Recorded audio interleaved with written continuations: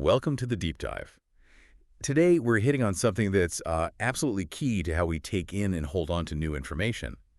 The surprising power of what you already know. You, our listener who loves to learn, shared a really interesting 1993 research paper by Wolfgang Schneider called Domain-Specific Knowledge and Memory Performance in Children. Yeah, a classic. Our goal in this deep dive is to explore exactly how your existing knowledge in a specific area changes the way your memory works when you encounter new stuff related to it.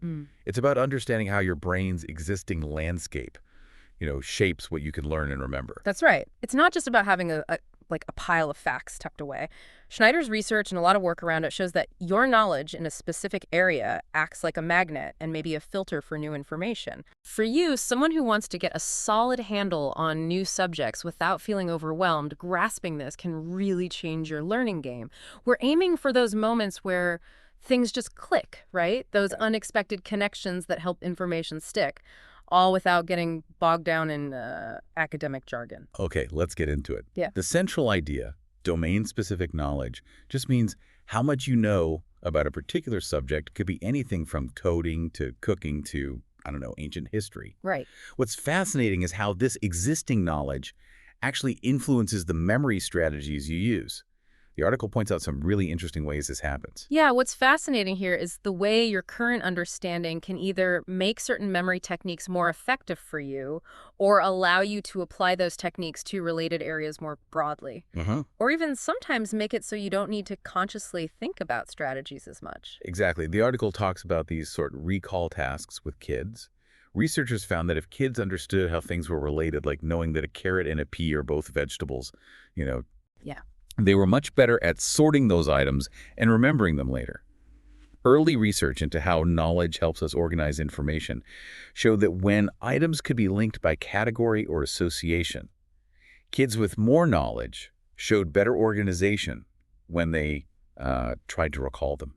Right. It seems like those initial connections, especially for younger kids, really helped. This really highlights that knowledge isn't just sitting there passively, it's actively guiding how you tackle a memory challenge. If you've already built a mental framework, say, knowing the different types of musical instruments, you can use that framework to organize new information about specific instruments as you learn about them. Right. Makes sense. Totally. And it's not just about consciously putting things into categories either. The research hints that even young kids might organize their recall based on what they know without even realizing they're using a strategy. It's like their well-established connections in their brain just fire automatically. This automatic processing is pretty neat because it can lead kids to realize, hey, putting things in groups seems to help me remember better. Bjorklund called this reflective abstraction, where kids look back at what they remembered and spot the patterns. Right, reflecting on it. Which then leads them to use those patterns on purpose later. It's like your brain stumbles upon a good trick and then starts using it intentionally. Precisely. It's a kind of natural progression from your brain doing it without you even thinking about it to you actively using that approach because you've seen it works. And this ability to recognize what helps and apply it more widely is a real advantage of having, a good grounding in a subject. But here's where it gets really interesting. Sometimes when you have a really deep understanding of a topic, remembering new stuff within that area can become almost second nature. Yeah, automatic. The article mentions this class recall task, where kids could just rattle off their classmates' names without any problem no matter their age.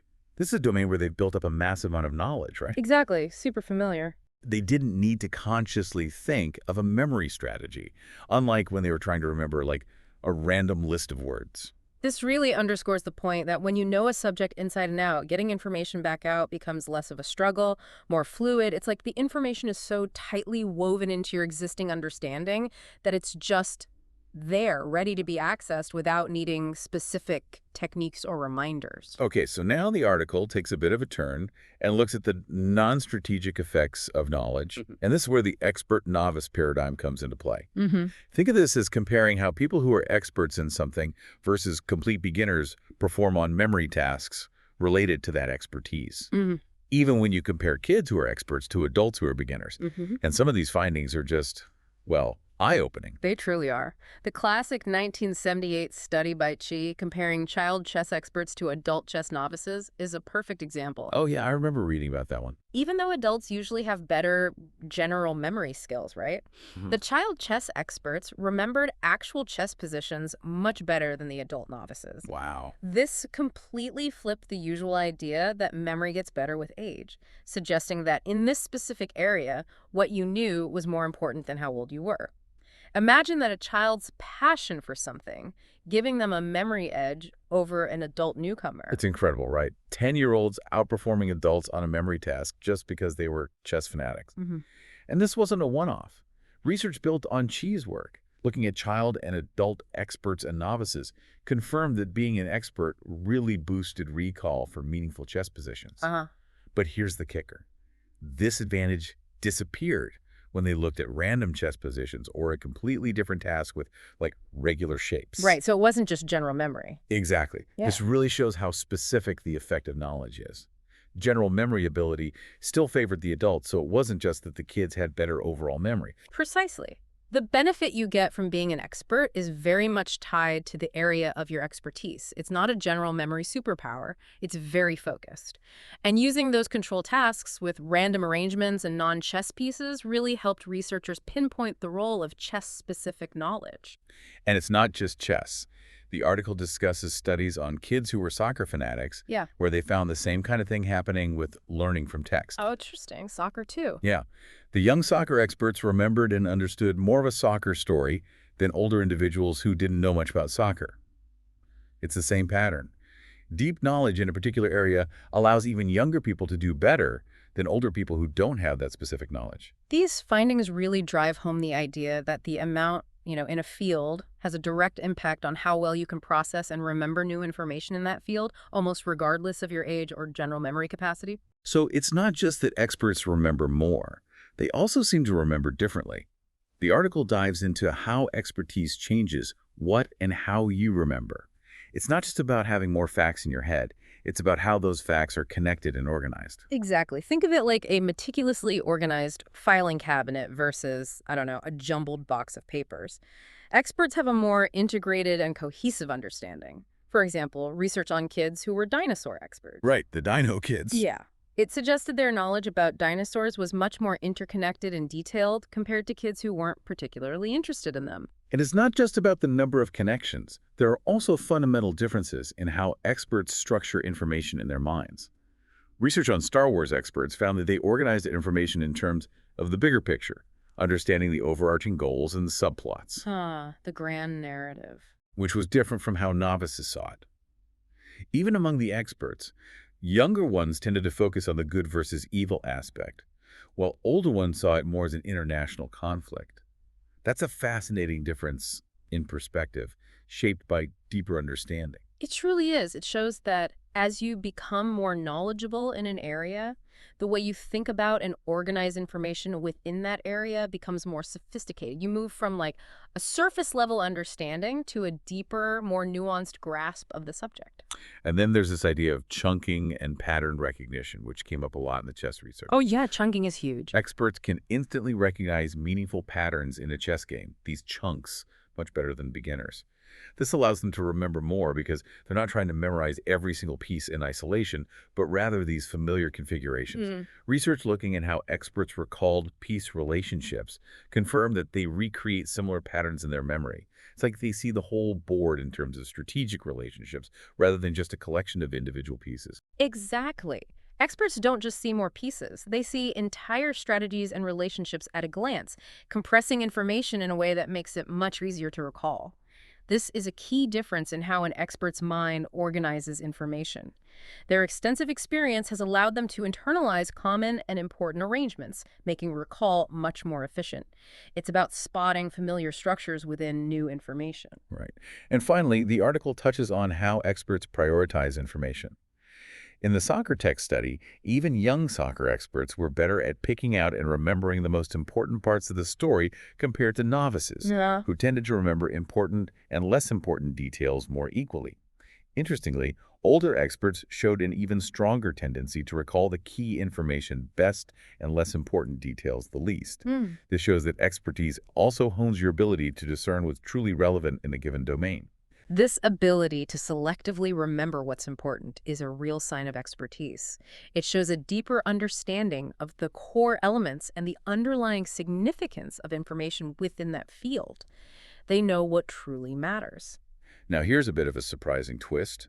The article looks at how intelligence and knowledge interact. In those soccer text learning studies, they didn't find a significant link between general intelligence, IQ, Right.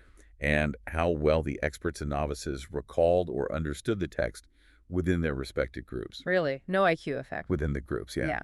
This suggests that having a strong base of knowledge in a specific area can actually make up for having a lower general aptitude in that area. Wow, that's significant. It is. This idea was supported by other research with adults, and even in the realm of test expertise. This was a groundbreaking finding, showing us that when it comes to a specific area you know well, your deep understanding can be more powerful for memory than even general intelligence or age. Think about that a child's passion for something could give them a memory advantage over an adult newcomer. This is a really significant point. It suggests that if you are deeply engaged and knowledgeable about a subject, your ability to learn and remember new things within that subject might not be limited by your general IQ in the same way it might in an unfamiliar area. Passion and deep involvement can be powerful equalizers when it comes to learning within your area of expertise. However, the article does point out that this might not be the case for all types of memory tasks. A study that used a sort recall task with soccer pictures found that while the soccer experts still remembered more than novices, general intelligence did have an independent effect. Ah, okay, so it depends on the task. It seems so.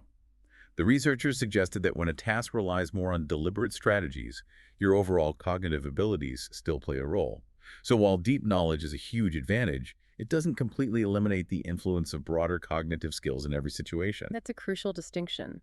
While domain-specific knowledge can powerfully enhance memory within that domain, especially for information you encounter more passively, like reading text or observing events, when tasks demand more active and conscious strategy use, your general cognitive abilities can still contribute in their own way.